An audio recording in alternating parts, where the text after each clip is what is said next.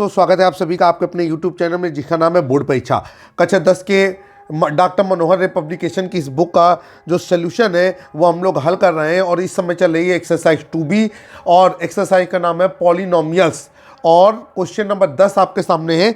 समय व्यर्थ न करते हुए क्वेश्चन नंबर 10 को लेते हैं। क्वेश्चन नंबर 10 का पार्ट नंबर 1 देखिए क्या कहा जा रहा है। कह रहे हैं कि एक द्विघात बहुपद ज्ञात कीजिए जिसके शून्यकों का योगफल और गुणनफल नीचे दिया गया है। तो हम इसको अपने स्टाइल पे नोट करेंगे। तो सबसे पहले लिखेंगे कि बहुपद में शून्यकों का योगफल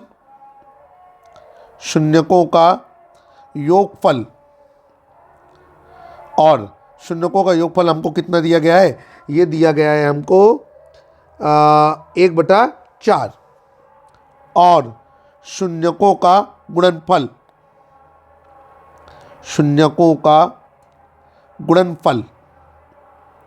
और शून्यकों का गुणनफल हमको दिया गया है कितना -1। और हमसे क्या कह रहा है, हमसे कह रहा है कि द्विघात बहुपद ज्ञात कीजिए। तो द्विघात बहुपद का मान बराबर क्वेश्चन मार्क। सवाल को हमेशा बहुत अच्छी तरीके से इंट्रोड्यूस करना है। पहले जो चीज़ें दी गई हैं उनको ऊपर नोट करेंगे, अंत में जो चीज़ निकालनी है उसको सबसे आखिरी पे नोट करते हैं। ठीक है, अब चलते हैं भाई।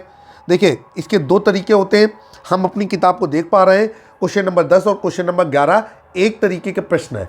हमने ये डिसाइड किया है कि क्वेश्चन नंबर 10 के जितने भी पार्ट हैं उनको एक विधि से लगाएंगे और क्वेश्चन नंबर 11 के जितने पार्ट हैं उसको दूसरी विधि से लगाएंगे। और जब आप हल करिएगा तो आप किसी भी सवाल को हल करने के लिए किसी भी विधि का इस्तेमाल कर लीजिएगा। दोनों ही विधियों से उत्तर एक जैसा आने वाला है। तो चलते हैं भाई।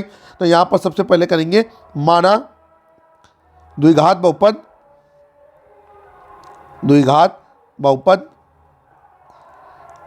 ax² + bx + c है। ध्यान रखिएगा ये द्विघात बहुपद का मानक रूप होता है जिसके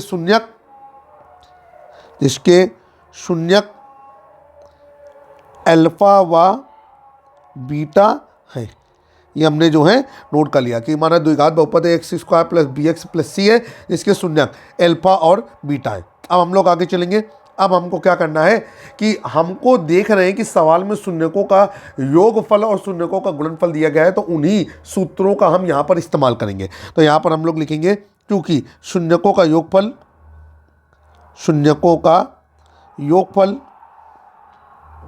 और शून्यकों का योगफल क्या होता है, ये होता है -x का गुणांक बटे x²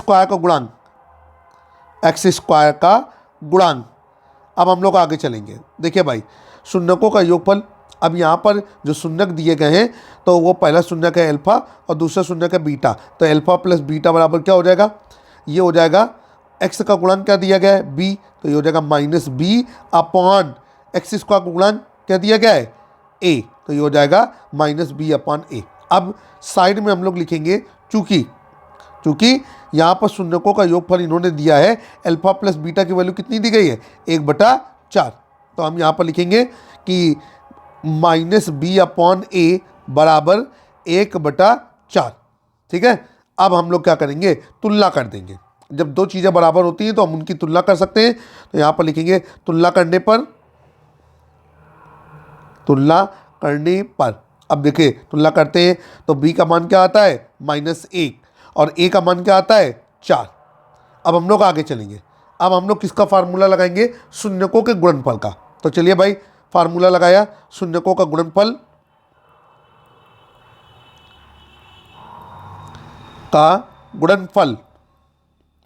और शून्यकों का गुणनफल होता है अचर पद बटे x² का गुणांक। चलिए शून्यकों का गुणनफल होता है पहला शून्यक गुणे दूसरा शून्यक, तो ये हो जाएगा अल्फा × बीटा बराबर अचर पद क्या दिया गया है c और x² का गुणांक क्या दिया गया है a। अब यहाँ पर हमने इनको बताया कि भाई सवाल में कहा जा रहा है कि शून्यकों का जो गुणनफल है अर्थात अल्फा × बीटा है वो कितना है, वो है -1। तो इसका मतलब है कि हम लोग लिख सकते हैं यहाँ पर कि c/a बराबर -1, और इसी चीज़ को हम लोग लिख सकते हैं C/1 बराबर -1/1।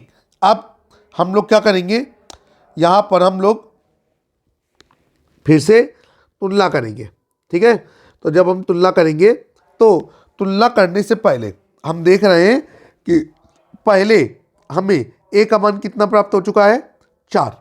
तो हमको वो चीज़ यहाँ पर बराबर करनी होगी। तो यहाँ पर हम अंश और हर में 4 का गुणा करेंगे, तो ये क्या हो जाएगा, C/A बराबर -1/1 गुणे 4/4, और ये हो जाएगा C/A बराबर -4/4। ठीक है, आशा है कि आपको समझ में आ गया होगा कि ऐसा क्यों किया, क्योंकि पहले जब हमने तुलना की थी तो ए की वैल्यू कितनी निकल रही थी, 4। अब यहाँ पर लिखेंगे तुलना करने पर, और भाई जब तुलना करेंगे तो ए की वैल्यू कितनी आएगी, 4, और सी की वैल्यू कितनी आएगी, -4। तो देखिए भाई, अब ए की वैल्यू 4 दोनों तरफ आ रही है, सी की वैल्यू -4 आ रही है, और बी की वैल्यू -1 आ रही है। अब यहाँ पर क्या करेंगे, लिखेंगे हम कि AX² plus BX plus C में A, B, C का मान रखने पर आइए भाई इनका मान रखते हैं। तो A की वैल्यू है 4, तो ये हो जाएगा 4x² प्लस B की वैल्यू क्या है, B की वैल्यू है -1, तो ये हो जाएगा -1 गुणे x, प्लस C की वैल्यू क्या है, -4, तो ये हो जाएगा 4x² -x -4। तो ये आपका द्विघात बहुपद है। तो यहाँ पर नीचे हम उत्तर लिख सकते हैं, यही अभीष्ट द्विघात बहुपद है, द्विघात बहुपद है। उम्मीद है कि हम आपको सही तरीके से समझा पाने में सफल रहे होंगे। ये क्वेश्चन नंबर 10 का पहला पार्ट था। अब हम लोग चलते हैं क्वेश्चन नंबर 10 के पार्ट नंबर 2 की ओर। चलिए भाई, समय व्यर्थ नहीं करेंगे। क्वेश्चन नंबर 10 पार्ट नंबर 2, आप बहुत अच्छी तरीके से अच्छे स्केचों का प्रयोग करके सवाल को इंट्रोड्यूस करिएगा। ध्यान रखिएगा, लाल कलर का स्केच आप नहीं यूज करेंगे, आप काले कलर का स्केच यूज करेंगे। क्वेश्चन नंबर 2 क्या कह रहा है, यहाँ पर लिखेंगे द्विघात बहुपद में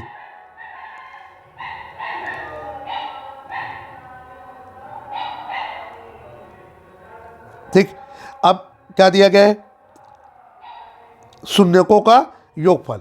यही तो हमने नोट किया था। देखिए भाई, शून्यकों का योगफल और शून्यकों का गुणनफल। तो यहां पर लिखेंगे कि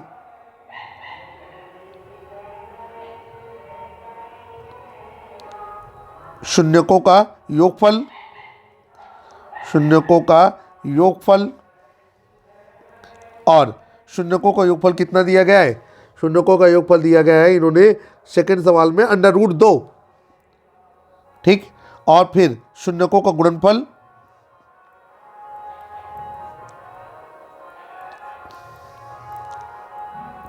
शून्यकों का गुणनफल इन्होंने दिया है हमारा 1/3। अब यहां पर लिखेंगे द्विघात बहुपद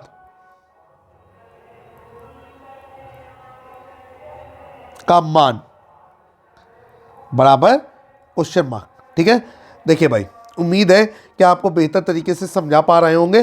तो देखिए क्या करना है हमको, यहाँ पर हम लिखेंगे एक मेथड का इस्तेमाल कर रहे हैं। मैंने आपसे कहा क्वेश्चन नंबर 10 के तीनों सवाल एक मेथड से करेंगे और क्वेश्चन नंबर 11 को दूसरे मेथड से करेंगे। इसके बाद आप अपने अनुसार मेथड का चयन कर सकते हैं। तो यहाँ पर लिखेंगे माना द्विघात बहुपद AX² plus BX plus C है, जिसकी शून्यक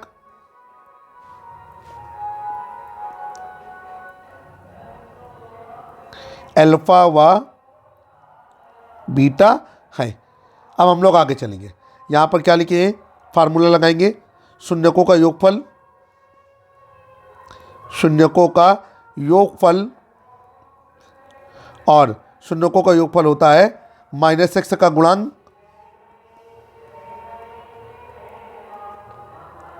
बटे x² का गुणांक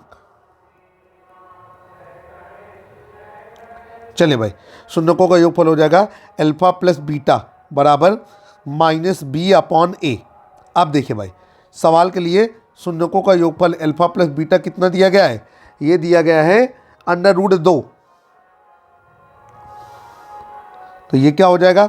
ये हो जाएगा आपका माइनस बी अपॉन ए बराबर √2, और इसको हम लोग लिख सकते हैं √2/1।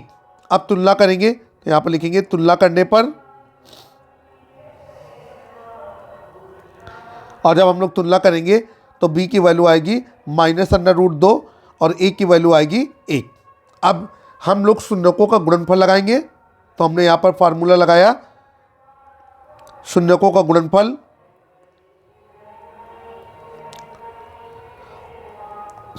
का गुणनफल बराबर अचर पद बटे x² का गुणांक। चलिए भाई, अब शून्यकों का गुणनफल क्या हो जाएगा? अल्फा इंटू बीटा, अचर पद क्या है? c, और x² का गुणांक क्या है? a। तो ये हो जाएगा अल्फा इंटू बीटा बराबर c अपॉन a। अब नीचे क्या हो जाएगा? नीचे हो जाएगा, चूंकि अल्फा इंटू बीटा बराबर कितना दिया गया है? 1/3। तो ये हो जाएगा c अपॉन a बराबर 1/3। अब हम लोग देख रहे हैं कि वहाँ पर जो हमारा वैल्यू आ रही है और जो वैल्यू हमारी यहाँ पर आ रही है उसमें थोड़ा सा डिफरेंस बन रहा है। वहाँ पर a की वैल्यू कितनी आ रही है? 1, और यहाँ पर a की वैल्यू कितनी आ रही है? 3। तो अब हम लोगों को क्या करना होगा? हमको जब हमने पहले उसे हल किया था तो हमने देखा कि a के लिए हमको बटे 1 करना पड़ा था, मतलब 1 हम अपनी तरफ से एज्यूम कर रहे थे। ठीक है, तो इसी सवाल को आगे इसलिए बढ़ा दिया है ताकि हम आपको सही चीज़ समझा पाएँ। तो यहाँ पर a की वैल्यू नेचुरली 3 आ रही है। तो अब हमको क्या करना होगा कि जब हम ये ले करके आए थे तो हमको यहाँ पर ऊपर 3 का गुणा करना होगा ऊपर नीचे। ठीक है, क्यों करना होगा?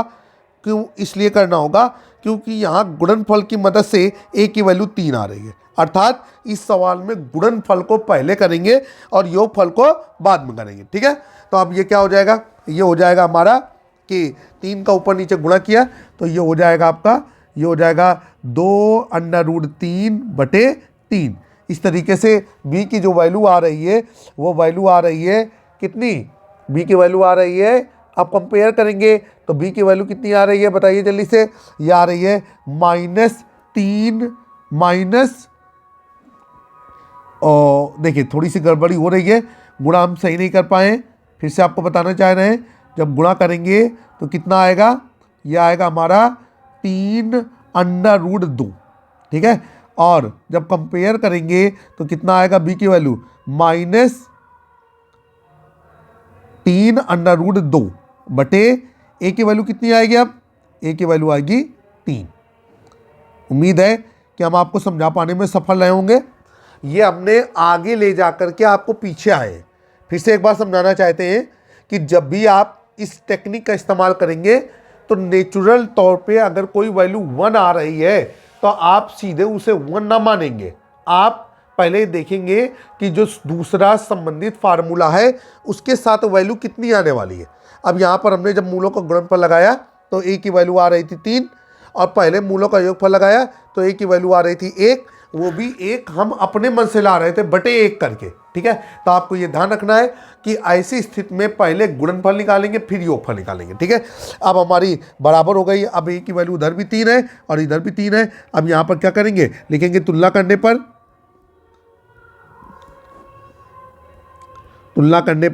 और जब तुलना करते हैं तो a की वैल्यू आएगी 3 और c की वैल्यू क्या आएगी? 1। तो इस तरीके से आपके पास a b c तीनों वैल्यू हो गई। अब हम लोग क्या करेंगे? लिखेंगे ax² plus bx plus c में a, b, c का मान रखने पर, चले भाई जब हम इनका मान रखते हैं तो ये क्या हो जाएगा? 3x² प्लस -3√2 गुणे x प्लस 1, फाइनली जब चिन्हों के साथ इसको समानिहित करते हैं तो ये हो जाएगा 3x² minus 3√2 into x plus 1, और नीचे हम लिखेंगे यही अभीष्ट द्विघात समीकरण है, द्विघात समीकरण है। आशा है कि आपको हम समझा पाने में सफल रहे होंगे। क्वेश्चन नंबर 10 का पार्ट नंबर 3 देखिए भाई। क्वेश्चन नंबर 10 के पार्ट नंबर 3 में क्या कहा जा रहा है? सवाल कह रहा है कि जो द्विघात बहुपद है उसके शून्यकों का योगफल कितना है? 0, और गुणनफल क्या है? गुणनफल है आपका कितना? √5। चलिए भाई सवाल को हल करते हैं। यहां पर लिखते हैं द्विघात बहुपद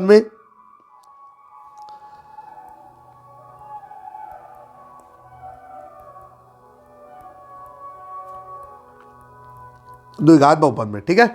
अब नीचे लिखते हैं शून्यकों का योगफल,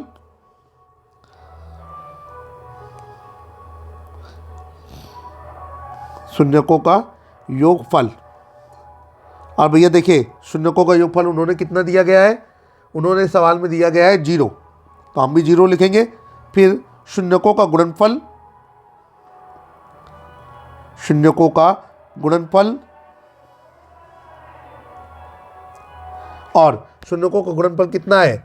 ये है आपका, देखते हैं जरा, ये है शून्यकों का गुणनफल √5। तो यहां पर हम लोगों ने लिख दिया √5। अब यहां पर लिखेंगे द्विघात बहुपद का मान बराबर क्वेश्चन मार्क। चलिए भाई अब हम लोग यहां पर क्या लिखेंगे? माना द्विघात बहुपद, माना द्विघात बहुपद ax² plus bx plus c है, जिसके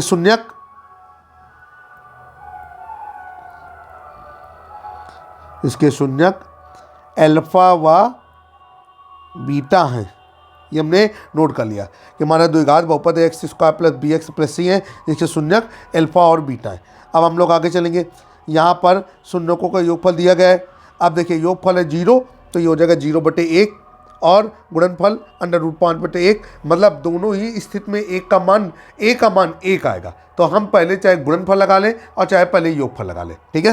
पिछले सवाल में हमने यही गुण रहस्य आपको समझाने की कोशिश की थी। देखिए बच्चों, मामला ये नहीं है कि डॉक्टर मनोहर रे पब्लिकेशन की बुक पढ़िए। मामला ये है कि जिस भी कक्षा में आप पढ़ रहे हैं उस कक्षा के ज़्यादा से ज़्यादा सवालों को आप हल करने की कोशिश करें। तो चलिए भाई समय व्यर्थ न करते हुए आगे चलते हैं, और यहाँ पर हम लोग लिखते हैं फार्मूला शून्यकों का योगफल, शून्यकों का योगफल बराबर, और शून्यकों का योगफल हो जाएगा -x का गुणांक बटे x² का गुणांक, ठीक है। अब शून्यकों का योगफल हो जाएगा अल्फा प्लस बीटा, x का गुणांक क्या है? -b अपॉन x² का गुणांक क्या है? a। अब यहाँ पर हमने बताया कि प्रश्न कह रहा है कि अल्फा प्लस बीटा का मान पहले से ही मालूम है 0, तो ये हो जाएगा -b/a बराबर 0। अब 0 के बटे में कुछ नहीं है तो 1 है, तो b की वैल्यू कितनी आई? 0, और a की वैल्यू आई 1। और ये कैसे आई? यहाँ पर लिखेंगे तुलना करने पर, दोनों पक्षों की तुलना की, वहाँ से हमको ये वैल्यू प्राप्त हुई। अब हम लोग आगे चलते हैं। यहाँ पर हम लोगों ने लिखा कि शून्यकों का गुणनफल,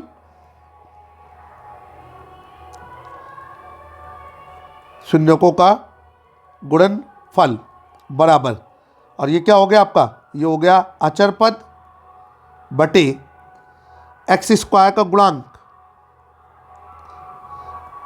अब सवाल के अनुसार जो शून्यकों का गुणनफल है वो रहेगा अल्फा इंटू बीटा, अचर पद क्या होता है? c, और x² का गुणांक क्या दिया गया है? a, जो हमने माना है द्विघात बहुपद ax² plus bx plus c। अब नीचे हम लोग क्या करेंगे? नीचे हम लोग लिखेंगे कि चूंकि अल्फा इंटू बीटा बराबर, अब अल्फा इंटू बीटा कितना दिया गया है? √5, तो ये क्या हो जाएगा? ये हो जाएगा c/a बराबर अंडर रूट 5/1। अब नीचे क्या करेंगे, तुलना करने पर, तुलना करने पे ए की वैल्यू क्या आई 1 और सी की वैल्यू क्या आई अंडर रूट 5। मतलब जब भी इस तरीके का कोई सवाल हो तो तुलना करने पे उधर जो मान मिले वही मान इधर मिलना चाहिए।